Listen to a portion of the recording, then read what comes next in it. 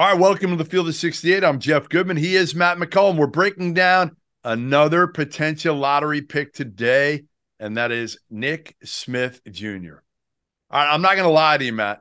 I love this kid 2 summers ago when I saw him play with Brandon Miller for Bradley Beal Elite on the circuit at the Peach Jam. I just felt like – What a team. What a team. I watched I was not them. there. I was not at the Peach Jam that year, but what a team. It was like a bubble. It was like a bubble at the Peach Jam. I don't know if you know. Yeah. But here's what blew me away. I just looked at him and I said, man, he fits the NBA. He is going to be exactly what the NBA wants because he can go get a bucket. You can give him the ball, and he's got good size, really good positional size. I thought he was a straight wing at that point. Now, people have tried to sell me since that he can be a point. I just think he's got the size, and he's a scoring wing who, again, you can give him the ball, and he could score at all 3 levels. Now, he had a really, really, really challenging season at Arkansas. Okay? Injured, off, on, in, out of the lineup. Minutes restrictions.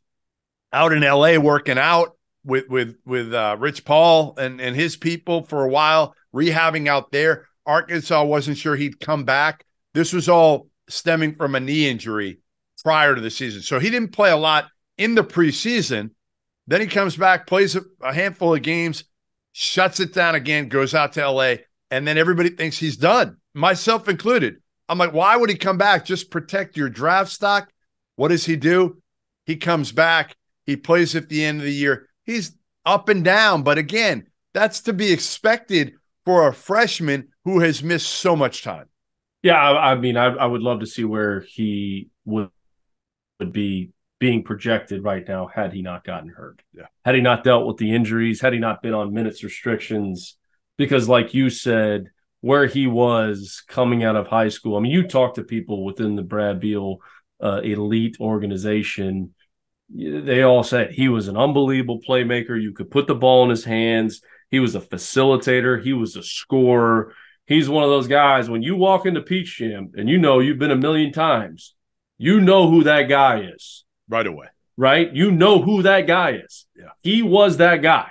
You walk through those doors, who's everybody where is the buzz? Where are the NBA guys gravitating towards? I mean, Brad Beal's there because he coaches the team and yells at the refs. I don't know if he coaches the team, but he definitely yells at the refs the whole game.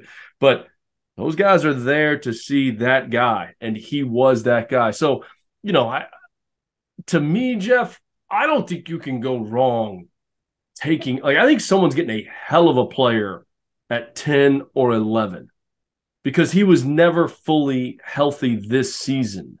And as a freshman to deal with an injury and still, oh, by the way, go out there and have 5 20-point games and only 17 games played is impressive. It's impressive. So you're looking at him and you see the injuries, you see the minutes restrictions. He was in LA, he came back, but then he came back and tried to give it a go and tried to give it a go late. Doesn't that say something about his character? I think that says a lot about his character. I think it says a lot about his character. I think that, for him to say, all right, I'm not going to shut this down. I'm going to give this a go, knowing it may go bad. And it did sort of at the end. He was benched at the end. But exactly. And how does that affect me moving forward? You got a lot of guys, especially in today's and age in college basketball, I'm not going back because I'm worried about how it's going to affect me. He went back and tried to compete. And I have a tremendous amount of respect for that. He gets picked at 10, 11, 12. I don't think he makes it that far. I still don't think he makes it. I was talking to an NBA GM during the NCAA tournament, and he was asking me about Nick. And I said, I just don't think he showed people – because one of the knocks on him was he didn't have enough pop, right? He could he get by dudes? And my whole take on that was like, well, if his knee's been bothering him, when I saw him, he could get by dudes. Right. And he said to me, he goes, I know his stock has dropped, but he said, I still think he's going to go in that 5 to 10 range. I don't think he gets out of the top 10. I don't either, because I think he's going to go to workouts, Matt, and he's going to be healthy, number one. Yep. Number two, he's going to shoot it better than people think from 3, because generally you do. If you're going to work on your shot with again, some of these shooting drills, I remember seeing Sabonis at the Celtics facility. He hit like 70% from three, and he hadn't even shot a three at Gonzaga. So I think Nick Smith, he's a streaky three-point shooter. He's not there yet, but what he is a guy who can get to the cup. He can finish around the basket. He's got a great mid-range game, and he can make threes when he's on at a pretty good clip. See, I think his ability to finish at the basket is something he struggled with a little bit of times this year. Because he had no pop in his knee. I had no pop, and I also think he needs to put on some strength. Yep. I don't like saying put on size because I think wiry. He's wiry, and when guys go down the lane, it's not necessarily about being the most bulky guy. It's can you play off 2 feet and take on the contact that's coming your way. It's core strength. We all know that. I think that's a big key for him. He's got to get stronger in that area, and just overall shot selection. I think he came back and played and was like, I need to score. I need to do this. And like I said, a lot of people that coached him, that were around him in high school, thought one of his best attributes was his ability to set his teammates up to create for others. He was that guy. The ball was in his hands. As attention was coming to him, he was getting off it and moving it and sharing it. And he's got to be able to get back to that. Only 1.7 assists per game this year. He's going to get better in that area. It did have 6 assists versus Kentucky. That's why he's not a point guard. I don't know. He's not a point guard. No, he should. I don't think. I think he's a combo. But he's got to play off the ball. But you can put him in pick and rolls, and he can make the right play. He's fully capable of making the right play. I just want to know where he would be had he not gotten hurt. I mean, are we talking about him? Probably not at 2 because of Brandon Miller's size. It's hard to pass. But maybe a 4, 6'9", maybe a 4, 40%. Maybe a 4. No question about it. No question about it. And that's why I think when he's fully healthy, if you're taking him anywhere between 8 and 11, you're getting a heck of a player. Our partner for today's episode is Athletic Greens. I started taking AG1 during the college basketball season, and I loved the impact that it had on my energy levels. I'm a big coffee in the morning guy, but by the time that the afternoon would hit, I needed another boost. AG1 helped me tremendously, especially on those days when I didn't want to get up off the couch and go hit the gym. Their tagline is AG1 is comprehensive health and the power of habit in one. And man, that could not be more true. It's nearly impossible to eat and drink in a healthy manner in the month of February and the month of March when you are in my business. And AG1 was exactly the supplement that I needed to improve my gut health and cover my nutritional basis for the day. I've continued that into April. I've continued that into May, and I'm going to continue that the rest of the summer. All I have to do is mix a scoop of AG1 with some water or maybe add it into a smoothie, and I'm ready to go. Do it after lunch, and you'll be ready to go for the rest of the day. If a comprehensive solution is what you need from your supplement routine, then Athletic Greens is giving you a free 1-year supply of vitamin D and 5 free travel packs with your first purchase. Go to athleticgreens.com/field68. That's field 68 FIELD, the number 6, the number 8, and you can get yours now. So check it out and help support this show. Thanks. Heck of a player. You want to buy low. Buy low. They always say that, right? I think you're buying Nick Smith Jr. at his absolute lowest right now. I'd be shocked if he's not a good NBA player. Will he be a great NBA player? Again, I want to see the explosiveness. I want to see the consistency in his three-point shot. And again, I think it's going to be very important who he plays with in the back. No question. Who's his point guard? Because if he's got to fight for everything and manufacture everything himself, that's going to be hard to do for a young kid in the league. I think if he's got a point guard who knows how to set him up and make life easier for him, like we were talking about Grady Dick. Well, he had DeJuan Harris. I mean, that makes life easier for you. No question. Nick Smith needs that at the next level. He needs a point guard who, especially coming off the year he just had, he's going to need confidence. Yeah, no question. He's going to need confidence. He's going to need to know.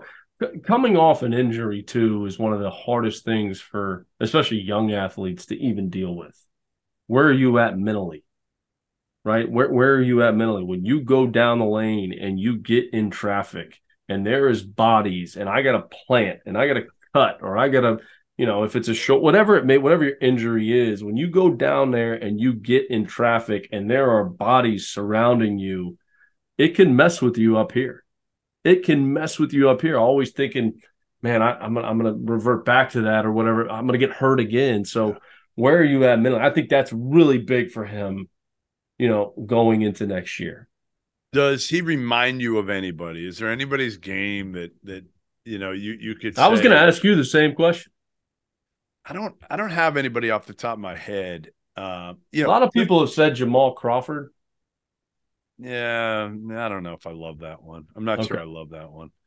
The area that I worry about with him too is on the defensive end. Because if he can't score at a high clip, I think it's going to be hard for him to get on the court and stay on the court as a young player. And I just wonder, maybe this is the best thing for him in his future in a way, because he comes in not with huge expectations. If he does go, 7, 8, 12, I can't imagine he'll get beyond 12. I would be shocked. Yeah. But he doesn't come in with the same rep he came into college with. The expectations have been tempered a little bit, and now he comes in as a role guy. They don't feed him 30 minutes a game on a shitty team.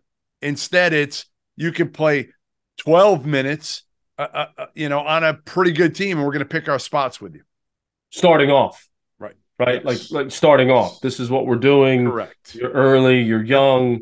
These are the minutes you're going to get. And it's like, oh, man, maybe we need to feed this guy some more minutes. Maybe, oh, man, he's starting to grow. He's starting to develop. He's starting to get better. Yep. He's starting to be, the player that, he was pre-injury. So, I totally agree with you. I think the right place, the right primary ball handler and guard around him, the right superstars around him to help him at such a young age to develop. That's the problem, too, when you look at, the draft, and especially teams that have early picks, who may not even have a superstar, or whoever their primary guy is, or who their superstar is, where's their character at? How can they help develop young guys? I think that's one of the biggest challenges in the NBA. I think that's going to be important for Nick Smith. Yeah, no doubt. I mean, again, I think we're both in agreement here. You got to get him healthy. If NBA guys see him healthy and see him making shots back to the form that he was at 2 summers ago, who knows? He could get back up in that top 6. If not, he's a steal potentially for somebody in the early teens. But he's going to go somewhere in that range. I would think 6 to 12 is probably the most appropriate range for Nick Smith Jr. because, his positional size, his skill set, his ability to score the ball. I just think, again, it was a tough go for him this past year because he was banged up. Even when he played, he was way behind because of the injuries in the But he didn't quit. No, he didn't quit. And that, again, I still kind of go back to that. Like, look at the NFL draft. How many guys, opt out? Yeah. I'm not, and I know the NCAA tournament is different, and once the ball's thrown up, everybody has a chance to win once you're in the field. You got a chance to win the national championship. I get that. But it would have been easy for Nick Smith to not come back and play. Yep, very easy. And he didn't. He didn't quit. And to me, that says something about him to where whoever drafts him, he's going to figure it out. There you have it. Nick Smith Jr., draft breakdown. I'm Jeff Goodman. He's Matt McCall. Make sure you check out all of our draft profiles and breakdowns on the Field of 68. Thank you for watching the Field of 68. If you've enjoyed what you've seen here, hit that like button, share this link with your friends, or check out the description for some other places that you can consume Field of 68 content.